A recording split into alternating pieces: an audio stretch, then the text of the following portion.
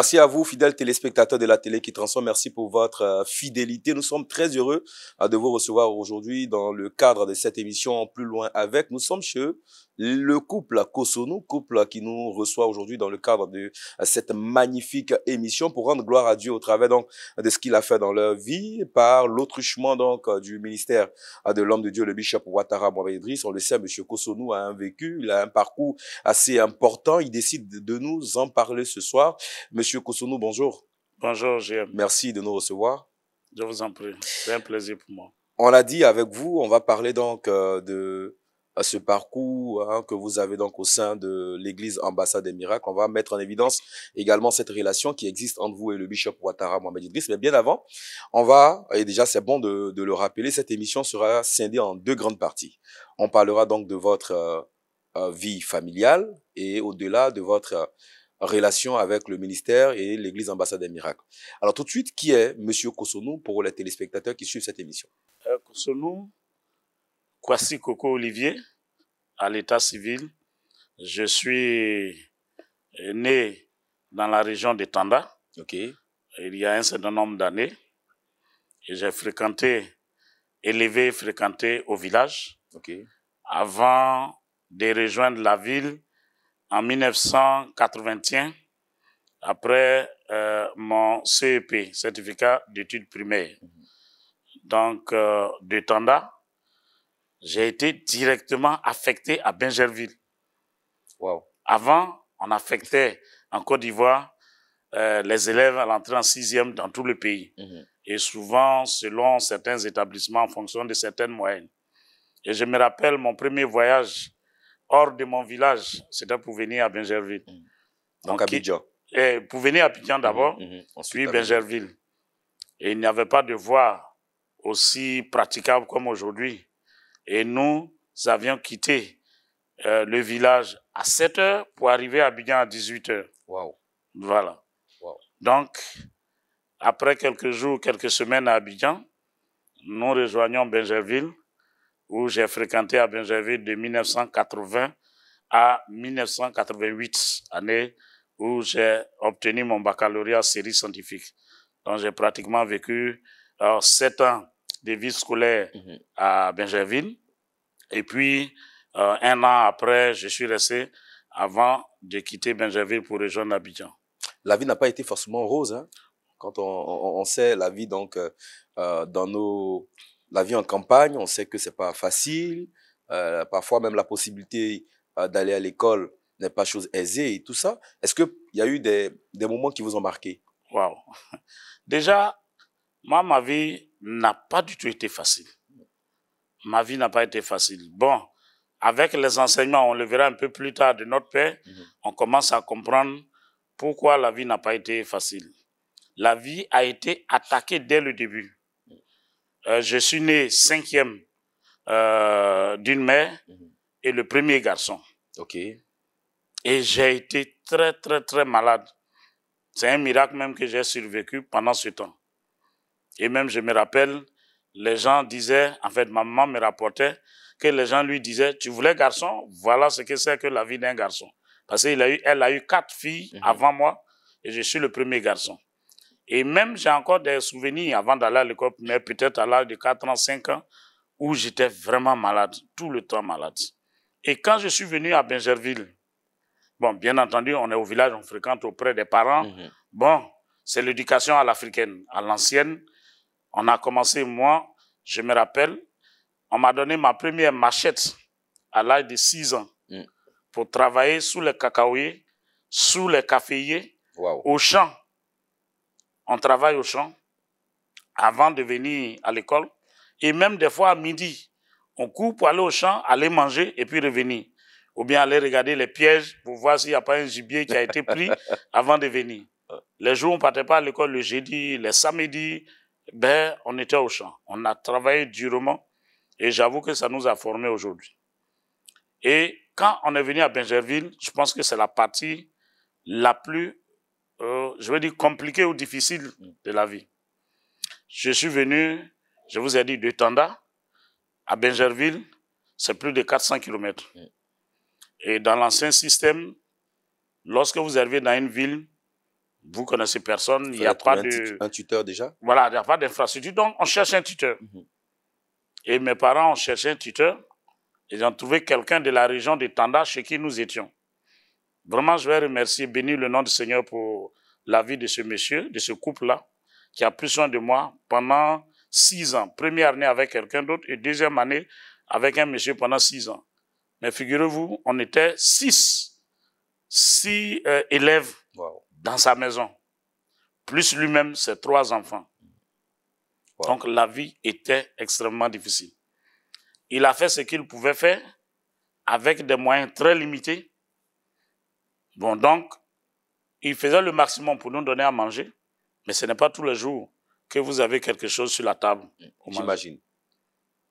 Vous allez à l'école toute la journée, peut-être pour manger une seule fois le soir, quand il y en a. C'était pas facile. Je me rappelle encore, quand le jour où on doit manger le poulet, on sent que l'odeur du poulet dans la sauce, c'est que ma tutrice est partie acheter des pâtes de poulet. Wow. Il y avait le lycée agricole de Benjerville, il faisait l'élevage de poulet. Et à une période, quand ils abattent les poulets, on coupe les pattes, on les mettait peut-être, je crois, 4 à 25, elles partaient payer. Donc c'est ce jour-là, on sentait qu'on a mangé du poulet avec, je veux dire, l'odeur et les pâtes. Quand on a eu une pâte, bon, c'était la joie. À l'époque, c'était un bonheur que d'avoir de la viande de poulet dans la sauce. C'était un bonheur, mais nous, comme je vous le disais, nous, on ne voyait que les pâtes de poulet. Et même encore, je veux dire, la partie la plus, je ne sais pas dire la plus difficile, j'ai fait une expérience 2 fois ou 3 fois, et par dignité, par moi-même, que j'ai dû abandonner. En son temps, il y avait l'internat. Il y avait une partie des élèves qui étaient à l'internat, et puis il y avait d'autres qui n'étaient pas à l'internat. Bon, généralement, ceux qui étaient boursiers, ceux qui avaient... Bon, donc, on les mettait à l'internat. Et à l'internat, ils étaient nourris. Matin, midi et soir. À un moment donné, compte tenu des difficultés que nous avions à manger, on s'est dit, mais pourquoi pas ne pas aller à l'internat? Et si vous vous rappelez, papa en parle souvent. Nous, on appelait cette catégorie-là des personnes, on les appelait les vautours. Okay. C'est quoi un vautour? C'est-à-dire un vautour, vous voyez l'oiseau, le vautour, il vient là où les animaux ont déjà mangé les carapaces. Donc nous, on partait, on attendait à la porte que les internes finissent de manger. Et avant que les éducateurs ou les gens viennent nettoyer, desservir les tables, ramasser les débris, nous, on devrait passer rapidement pour manger ce qui restait sur les tables avant. Et même, on était chassés. Bon, il y avait un peu de tout. Il y avait des gens de dehors, il y avait quelques élèves.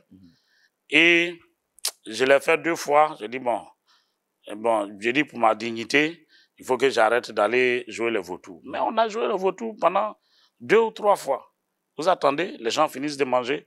Ce qu'on doit jeter, on vous donne, vous récupérez. Vous n'avez même pas le droit de le prendre.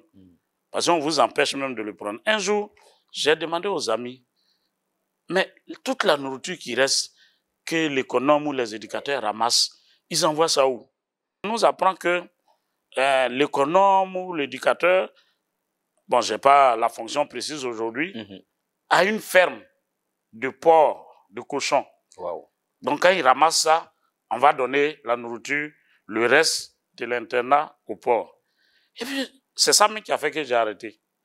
On dit, donc nous, on n'a pas le droit de manger ce qu'on va aller donner au porc.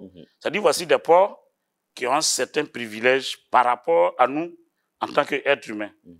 Parce que c'est des porcs qui appartiennent, je vais dire, à l'économe. Bon, prenons cette fonction-là. Comme je l'ai dit, je ne sais pas si c'est l'économe ou les... Donc, quand on regarde cette situation, à un moment donné de notre vie, c'est-à-dire tu te retrouves à avoir moins de droits qu'un animal. Et pas n'importe quel animal, un porc, à qui on ramasse les éléments. On dit, bon, c'est bon. On va se débrouiller. Ce qui est sûr, Dieu ne va pas nous abandonner. Et moi, j'ai eu quelque chose qui m'a soutenu pendant toute cette période. J'ai toujours eu confiance à Dieu, sans être vraiment un chrétien. Je vais à l'église les dimanches, je reviens sans être chrétien. Et puis, j'ai eu une fois, je ne sais pas où c'est quitté. Je regarde le temps. Je suis en 6e. Il reste combien d'années pour arriver au bac? Il reste 8 ans. J'ai dit, quand je vais avoir mon bac, ça va changer.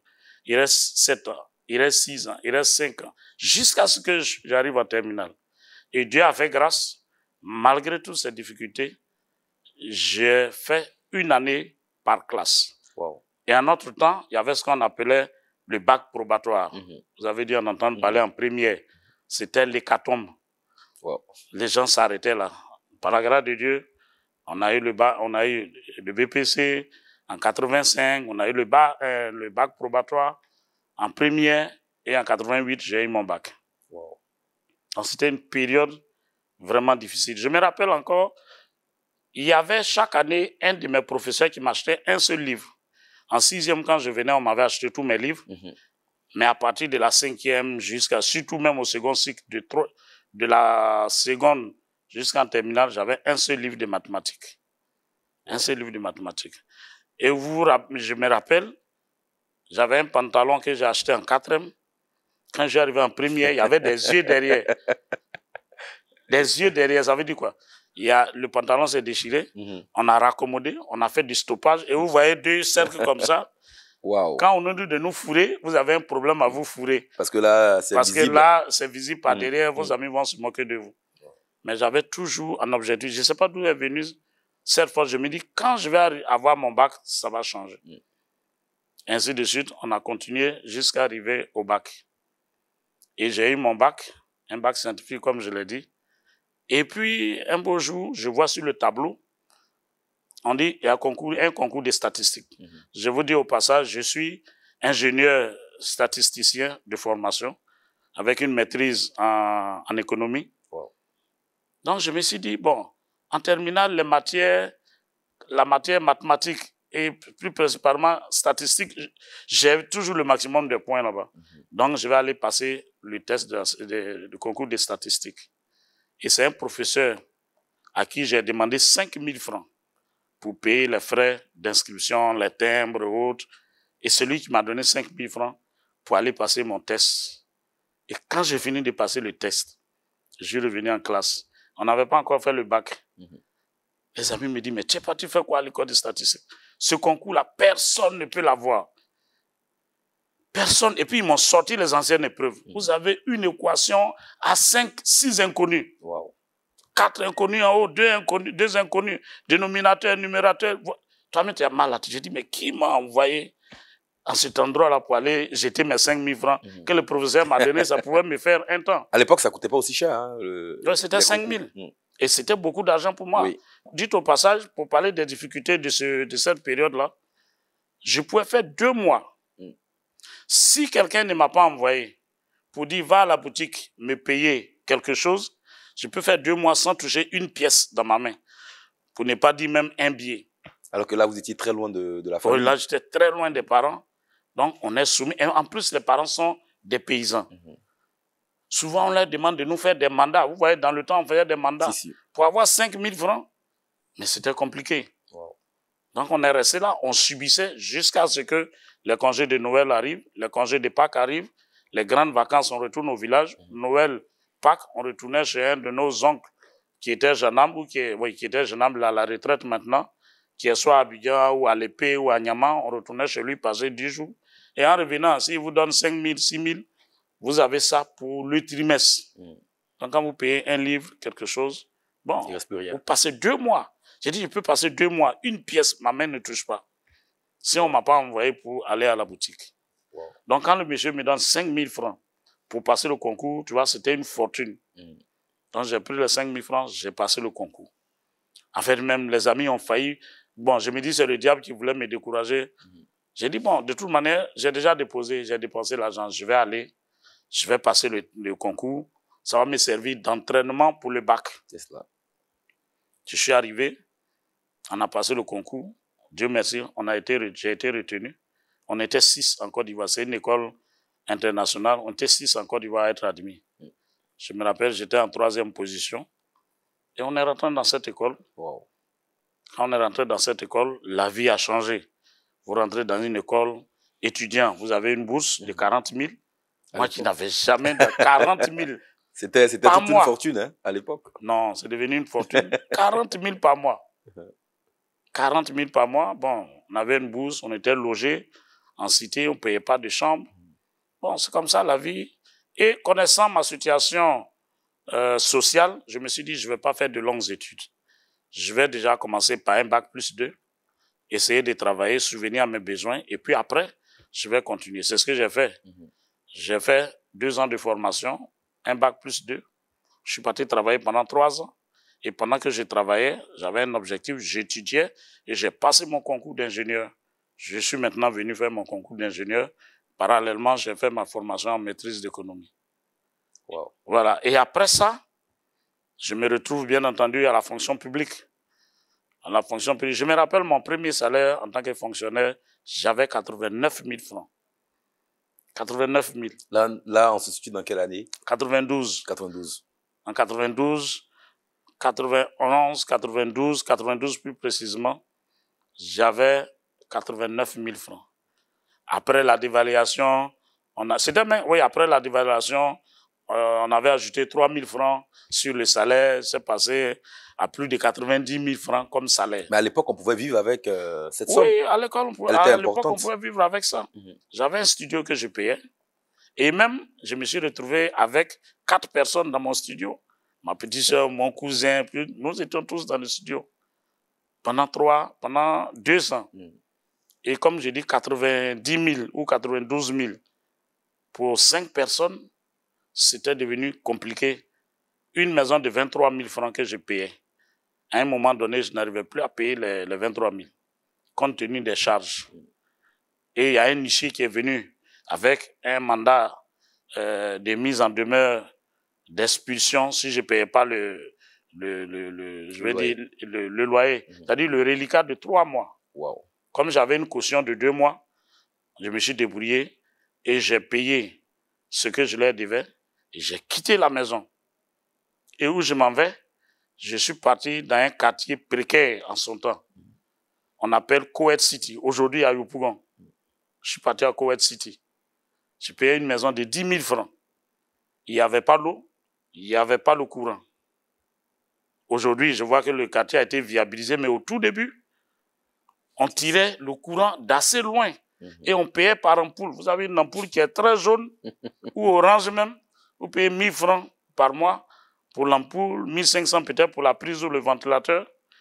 Et là, j'étais avec ma petite soeur, elle prenait sur elle un seau ou des bassines pour aller puiser de l'eau quelque part où les gens vendaient de l'eau. C'est-à-dire de mon studio, tout était bien, électricité, tout. Je suis descendu de 23 000 à payer un loyer de 10 000. Toujours avec le même salaire de 90 000. Oui, avec le salaire de 90 000 parce qu'il fallait ajuster. Si vos charges augmentent et que le revenu est stable, il faut ajuster. Et dans la vie, j'ai toujours eu à compter sur moi et sur Dieu. J'ai jamais été habitué à être secouru, à être aidé. La vie nous a appris, nous, à nous battre pour avoir tout ce qu'on doit avoir. Et ce qu'on retient, c'est que toutes ces situations sombres que vous avez vécues vous ont permis donc d'avoir une éducation aujourd'hui qui vous permet d'être là où vous êtes. Et ça va nous permettre tout de suite de transiter dans la deuxième partie donc de cette émission, puisque là, nous étions en 92, 94, quelques années plus tard, je crois, vous faites la rencontre donc d'un homme de Dieu, le bishop Ouattara Mohamed Idriss. Expliquez-nous en fait cette transition et cette partie donc de votre histoire. Merci, JM. Mais avant, il y a une partie entre 92 et 2010 où j'ai commencé à le fréquenter. Je vais dire rapidement quelques éléments pour voir après l'importance ou l'impact qu'il y a eu. Ok. J'ai dit que j'ai passé le concours, j'ai fait mon cycle ingénieur et j'ai commencé à travailler à nouveau. Et cette fois-ci, mon salaire est passé à 158 000. J'ai commencé à travailler en tant que cadre. Et moi, j'ai un fou du travail. Je travaille, je courais partout. Et le travail, c'est la seule chose qui paye. C'est ça. Et ça paye toujours. Je veux dire, en dehors de la prière, comme on n'est pas encore dans le domaine spirituel. Mais ce que je voulais relever, c'est que pendant cette période, j'ai subi, je veux dire, des frustrations qui aujourd'hui, avec les enseignements, on sait que c'est des réclamations, des limitations. Le plus haut poste que j'ai pu occuper avant de rencontrer papa, c'était chef de service. Ok. C'est-à-dire, j'ai évolué, quand j'ai trop évolué, c'était chef de service. Il fut un moment où on devait me nommer sous-directeur par plusieurs reprises. Et vous savez, les coursiers, ceux qui transportent le courrier des directions au ministère, il y en a même qui me rencontrent dans l'ascenseur, disent, ah, félicitations, chef. Cette fois-ci, c'est bon. Il y a ton nom dans le dossier. Quand ça monte au cabinet, ça revient, mon nom n'y figure pas. Wow. Et je suis resté là. Juste, le haut poste que j'ai pu occuper, c'était chef de service. Et maintenant, bon, j'épargne toutes les péripéties, tous les éléments. Et maintenant, je vais rencontrer le bishop. Là, on est en quelle année? Je vais rencontrer le bishop en 2009. Ok, 2009, d'accord. En 2009. Parce qu'à partir de 2005-2006, ma vie est rentrée, surtout ma vie familiale, conjugale, est rentrée dans une turbulence et j'avais vraiment commencé à chercher Dieu. Okay. Au début, je partais à l'église, mais à un moment donné, j'ai commencé à chercher Dieu. À prier avec les prophètes, à prier avec les hommes de Dieu, ainsi de suite. Avec ma femme, celle qui est aujourd'hui ma femme, on n'était pas encore mariés. On parcourait homme de Dieu à homme de Dieu. Il y en a avec qui on est resté longtemps. Et à chaque fois, elle me parlait. En ce temps, c'était le prophète Mohamed. Okay. Elle dit le prophète Mohamed. C'était l'appellation du bishop Ouattara. Voilà, l'appellation du bishop Ouattara Mohamed. Quelque chose m'attirait vers lui, mais elle me disait, il est trop strict, il est trop dur, tu n'es pas en règle. Non, non, non, il ne va pas te laisser. Et ça fait qu'on avait peur de s'approcher de lui. Et puis 2009, il y avait un programme chez son père spirituel. Et je suis parti à ce programme. L'apôtre Mangui Bernard à Bethany El Makor. Je suis parti au programme, c'était un programme sur 3 jours. Et c'est papa qui animait le programme, papa Bishop qui animait le programme. Et il a prié, il a enseigné, et le dernier jour, il a dit à chacun de venir avec une action prophétique. Lui, il y a longtemps, il a commencé son ministère avec les actions prophétiques. Vous cherchez 7 fois le même billet. Vous venez 7 fois le même. Si c'est 1000 francs, vous cherchez 7000. Et puis, on dépose, on fait 7 pas. Vous marchez dessus. Moi, j'ai cherché 10 000. Je n'avais même pas 10 000. Donc, j'ai cherché 7 billets de 5 000. En son temps, quelqu'un m'avait donné des bons d'essence. Donc, j'ai pris un bon d'essence de 5 000 avec un billet de 5 000. Ça me fait 10 000. J'ai déposé sur 7 étapes. Et vous faites 7 pas avec lui. Et au bout, il prophétise sur vous. Il a fait ça pour toute l'assistance. Et quand c'est arrivé sur moi, il a commencé à prophétiser. Ça, c'était la première fois de le rencontrer? Ça, c'était la toute première fois de le rencontrer directement. Et il a commencé à prophétiser, à dire des choses. Moi-même, j'étais étonné sur ma vie, ce qui allait arriver. Et quand il a fini, bon, on va voir tout à l'heure, tout ce qu'il a dit. Bon, il y a beaucoup qui se sont accomplis à la date d'aujourd'hui, mais il y en a d'autres encore qui restent à s'accomplir. Hein, donc, tu vas être élevé, tu vas voyager beaucoup, alors que j'avais jamais quitté mon pays. Tu vas représenter ton pays, tu sortiras à la télé, parler au compte de ton pays. Et il a donné tellement de prophéties. Après toutes ces prophéties qui ont été dites dans le micro, et il a dit, il faut qu'un homme de Dieu te suive. À chaque étape de ta vie, il faut qu'un homme de Dieu te suive. Bon, quand on a fini la prière, la plupart des pasteurs qui étaient là étaient venus vers moi. Prendre mon contact, essayer que je sois là pour me suivre. Bon, moi, j'avais résolu dans mon cœur, j'ai dit, lui qui a donné ces prophéties-là, pourquoi je ne vais pas aller chez lui et puis je vais rester ailleurs? Donc, j'ai mis dans mon cœur que je vais aller chez lui. Bon, malheureusement, en ce moment-là, je n'étais pas en règle. Je veux dire spirituellement, par rapport à ces principes, et par rapport, je veux dire, c'est surtout par rapport aux principes de Dieu. Vous n'êtes pas marié, vous n'avez pas le droit de sexualiser. Oh, moi, je vivais avec quelqu'un, je n'étais pas marié, donc je me sentais gêné. En fait, je vivais avec ma femme actuelle. On ne vivait pas sous le même toit, mais je me sentais gêné. Parce qu'on m'a dit qu'il était trop dur, trop strict. Et puis un jour, ma femme, elle est partie, comme ils se connaissaient, il le dit toujours, ils ont fréquenté à l'école des dimanches ensemble. Elle est partie à un culte, ils se sont croisés.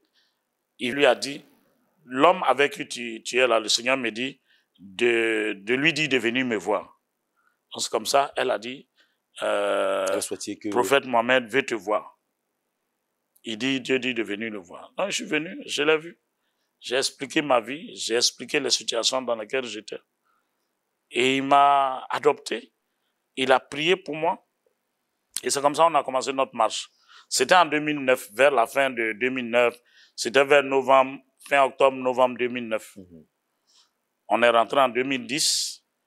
Et à partir d'avril 2010, j'ai commencé à venir en circuit à Djamé. Ok. Là, à l'époque, c'était le ministère au ministries. Non, pas encore. Il était sous le couvert de son père spirituel. Oui, il est toujours sous le couvert de son père spirituel, mais il était dans la même église. C'était Bethany Miracle. Donc, une branche de l'église Bethany. Voilà. Donc, c'est comme ça qu'on était avec lui depuis 2010. Et mon épouse qui est venue m'accompagner, quand elle-même, elle a vu les enseignements que papa donnait, les choses qui se passaient, elle dit, je suis venu t'accompagner, mais moi-même, je vais rester. Donc, c'est comme ça, celle qui voulait, je vais dire, m'introduire, finalement, elle est restée. Et nous deux, nous avons commencé à suivre papa depuis 2010. Wow. Et tout de suite, quand vous l'écoutez pour la première fois, vous écoutez ses enseignements. Et est-ce que vous compreniez à l'instant que les situations que vous traversiez, que vous viviez à l'époque, étaient tout de suite, avaient trouvé solution? Bon, peut-être pas tout de suite. La première chose, vous savez, quand vous êtes avec quelqu'un, quelque chose doit vous attirer, va vous maintenir. La toute première chose, quand je l'ai vu, son niveau de langage soutenu. Étant donné que là où je venais, j'ai quitté avant lui, le langage qu'on me tenait là-bas, j'ai dit, mais qu'est-ce que je fais ici? Mais quand j'ai vu le langage, les explications, la mère parler, expliquer les choses en grec, en latin, mais c'était tellement clair. Il avait une certaine culture. Oui, les enseignements. Et puis bon, bien entendu, l'élégance qu'il avait, dit non, ça, ici c'est un niveau très élevé et bon, voici quelqu'un qui peut apporter quelque chose à la vie. Et donc, vous décidez... Et tout de suite, on a commencé à pratiquer ces enseignements. Mais moi, j'ai eu des résultats, je veux dire, presque immédiats. J'ai eu des résultats presque immédiats. Mais avant même 2010, là, je ne vous ai pas dit. Après l'action prophétique qu'on a posée, il y avait un test, un concours pour une nouvelle structure qui venait d'être créée par l'État de Côte d'Ivoire. Après avoir passé 11 ans, pendant 11 ans, le plus haut poste que j'ai occupé était chef de service. J'ai posé ma candidature et j'ai été retenu. Wow. À la dernière minute, quand j'ai déposé ma candidature même, il restait quelques heures pour la clôture. J'ai été retenu. Et de là, en février, c'est-à-dire j'ai été retenu en janvier, en février, on s'est croisés vers la fin de l'année. Fin novembre 2009? Non, oui, vers fin novembre 2009. Après les actions prophétiques qui étaient un peu peut-être en octobre, je n'ai pas la date exacte. Vous voyez, on passe un test national et j'ai été retenu au poste. Et c'est ce que je vous dis, j'ai eu à le dire par le passé, de mon salaire de fonctionnaire que j'avais. 158 000, hein? 158 000. Bon, il ne faut pas rappeler, les gens vont calculer tout de suite. 158 000. Mais je te dis, quand je suis arrivé de l'autre côté, mon salaire a été multiplié par 26. Wow. Et j'ai compris que c'est la rencontre avec lui, l'impact. Il y a quelque chose qui a complètement changé. Bon, peut-être ça n'a pas été multiplié tout de suite par 26, mais vous allez voir comment on va arriver par 26. Mais vous avez senti quelque part qu'il y a eu un changement, il y a eu un bouleversement radical. Je suis passé à un poste. Bon, en son temps, on disait sous-directeur, et puis après, c'est passé à un poste de directeur. Vous voyez, c'est ça qui était la réalité. Un gars qui était chef de service comme maximum. Et qui avait du mal même à franchir l'étape. Oui, qui avait du mal à franchir l'étape. Et on a commencé avec lui. Et 2009, j'ai dit 2010, j'étais avec lui. 2011, bon, vous savez ce qui s'est passé dans le pays. Je prends l'aspect professionnel, peut-être on va revenir sur les autres aspects spirituels. 2012, en temps, papa est venu à mon bureau. Il est venu à mon bureau, il a prié pour moi. Il a prophétisé. Bon, tu vas avoir 2 promotions. Ton salaire va être à tel niveau, tel niveau. Moi-même, quand je regarde l'organigramme, Vous êtes très loin. Non, en fait, l'organigramme, j'étais le N-2. Il y avait le président du conseil, il y avait le directeur ou le DG, et puis ensuite, c'était nous. Mais je ne sais pas dans quelles conditions, lui qui est là, il va laisser son poste pour que j'ai une promotion. Et puis après la promotion, là, ça va aller où?